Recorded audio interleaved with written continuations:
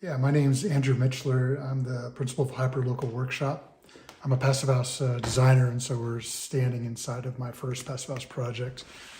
And we're here in Masonville, Colorado on a mountainside in a ponderosa forest. This is the first certified passive house in Colorado, and it's a small cabin. It's about maybe 1,300 square feet. It's a solar powered house, but most passive houses are not necessarily solar powered. But what we're doing here is exploring what it means to build a very low energy building and see how little actual energy resources it takes to live in a comfortable space. So the house, you can tell, is quite contemporary. It's a big open space and lots of windows facing to the south. So we were able to get a lot of solar gain in the wintertime, but not overheat in the summertime. And one of the distinctive features of passive house is how high performance all of the assemblies are within the wall itself. And it often starts with like triple pane windows, which lets in a lot of heat, but keeps a lot of heat from escaping, for instance. I'll show you the door, for instance. These doors are unique in the sense that they seal shut when you close them all around the perimeter, so they're airtight. And they lock like a bolt. And that airtightness is a principal reason why the building's so energy efficient. In fact, it's about 6 times as airtight as what building code needs to be. But that saves, that saves a lot of energy.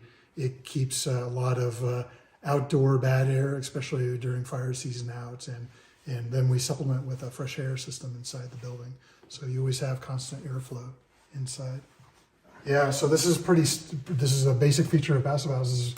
We put a lot of insulation within the walls, meaning that it depends on the climate, it depends on the design of the home, that significantly reduces the heat loss of the building through the year, both in summer and winter.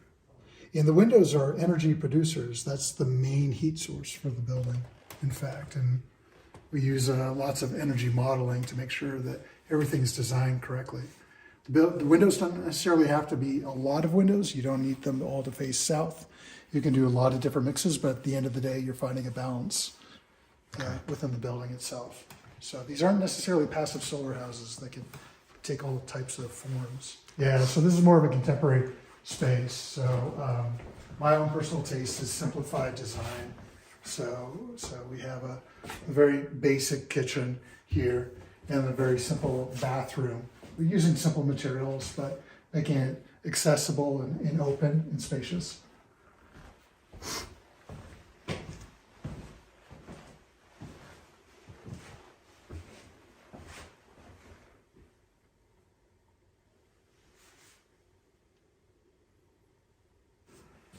Yeah, we do rain catchment on the house, so the rain that falls on the roof becomes our drinking water, cooking water, shower water, and then goes into a traditional septic system.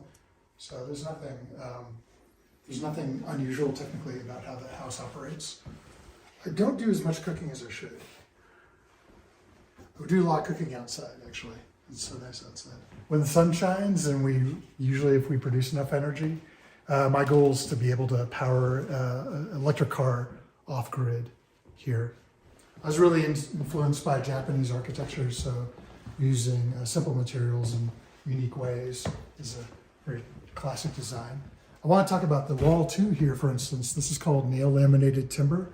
This is mass timber is a very popular type of building system now, using mass timber systems. And what they are is they replace concrete and other types of high carbon materials for large buildings. So utilize wood as much as we can on the interior, but we don't do that on the exterior as much. The upstairs.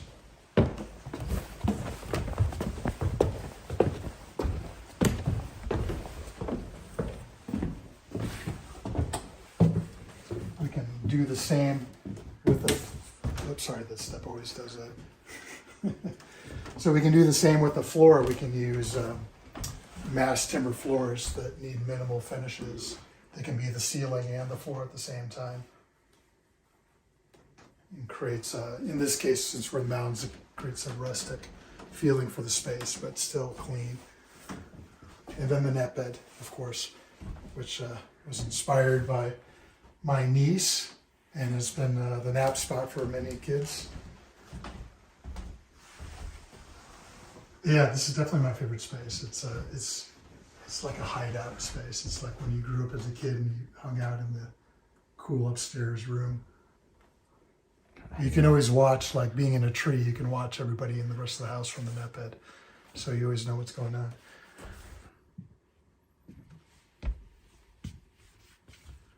So in the attic space is actually where you can see how the building works.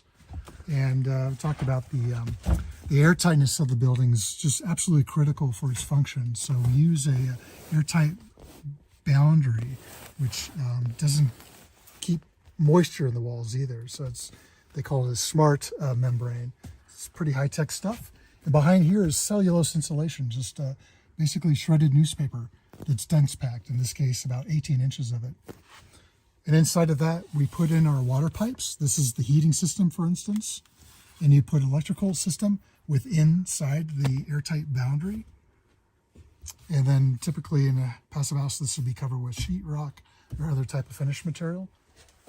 And then the blue tubing is the ventilation system, which is the other critical component of passive house. So each room is being delivered fresh air 24 hours 7. We do an air exchange maybe once every 2 to 3 hours, a complete air exchange in the building. So this is where the core of the building's fresh air system is. And it is called a heat or energy ventilation recovery unit.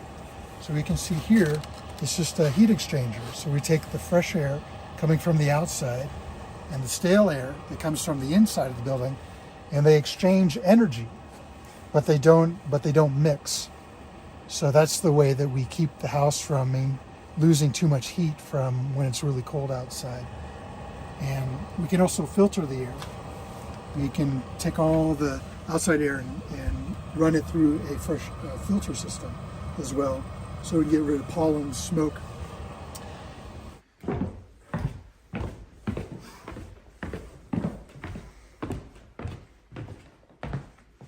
So this is a Passive House plaque. When you get certified through the Passive House Institute International, you get this lovely plaque.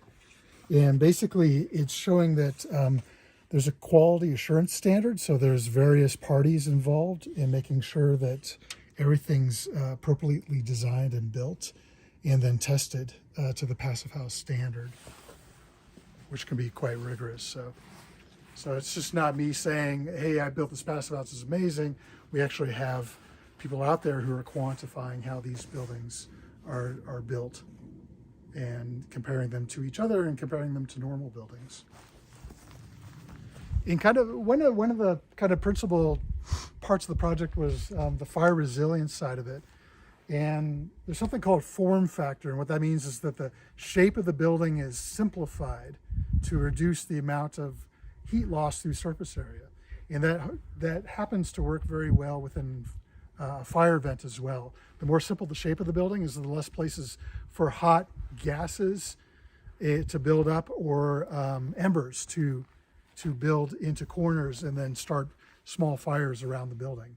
So we're finding that there's a synergy between high performance and fire resilient design in buildings. So that's the first place to start. And then when we look at the triple pane windows, the windows protect from a hot flame front. Windows often crack after a few minutes in a hot flame infrared environment. So the windows tend to last longer during that situation. So when it comes to a fire, often it's easy for debris like dry grass, pine needles, things like that, to be a place to support a small fire. Most buildings start from debris around the building itself. So having metal where you have those conditions, and then even behind that, having insulation that doesn't burn or reduces the ability for fire to get into the structure of the building, is really quite critical. Here's an interesting kind of element where we're taking a deck which can burn quite readily and breaking it from the structure in terms of the fire, the flammability component. It's not perfect, you know, there's still improvements. Most of the siding we like to use now is a hardy board or a cement board siding, which literally does not burn. And then this is a critical aspect for flammability of the building. And then of course metal roofs, maintaining gutters. So one way to think about fire resilience is to think about being a log. When you try to start a fire, you don't usually just throw logs on and then put a match to it. It's much more difficult to burn a log than it is when you start a fire with many small sticks, of course, and then you put a log in later. Fire resilience is the same way with buildings, where we try to reduce those small points of where fire can get into a building. And then a log will be similar to the idea of a form factor, where there's too much surface area for a small fire to hit it. A significant fire event can burn just about any type of building, but it's much more reduced when you make it less compliant to starting small fires around a building or even inside the building itself through vents or through breaks within the fabric of the building.